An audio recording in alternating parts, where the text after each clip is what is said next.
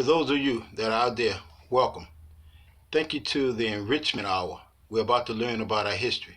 First of all, some of the greetings that we speak to each other on a daily basis, I will be using those greetings, such as Hotep, Shalom, for those that are in the Hebrew perspective. Also, Assalamu alaikum, walaikum salam, the greeting of the Muslims. We will not be using hell and low, because hell is low. That is an English greeting, and we will no longer use that. First of all, I would like to address what is very important, which is our history, the history of who we are. First, we must understand our history.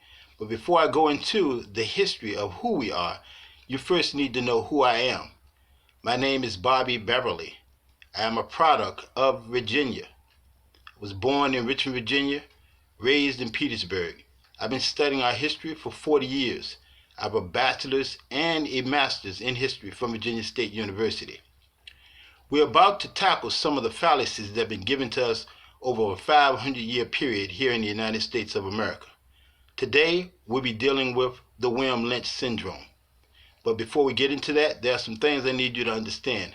First and foremost, immediately, everyone needs to stop going to the movies concerning historical movies.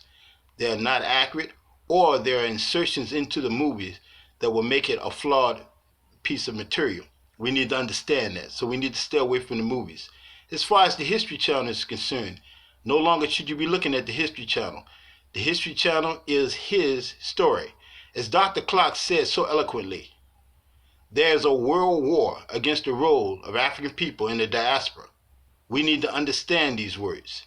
So, no longer are we going to allow the preachers, the history teachers, the historians, and those who are coming before us to give us fallacies about our story. You need to check those people when they come before you.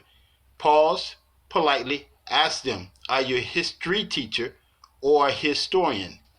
And how do you tell the difference?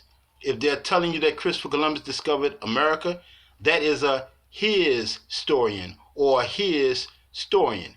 If they tell you Columbus came to this hemisphere 4 times from 1492 to 1498 and never stepped on this soil, that is a history teacher or a historian. Understand the difference. William Lynch.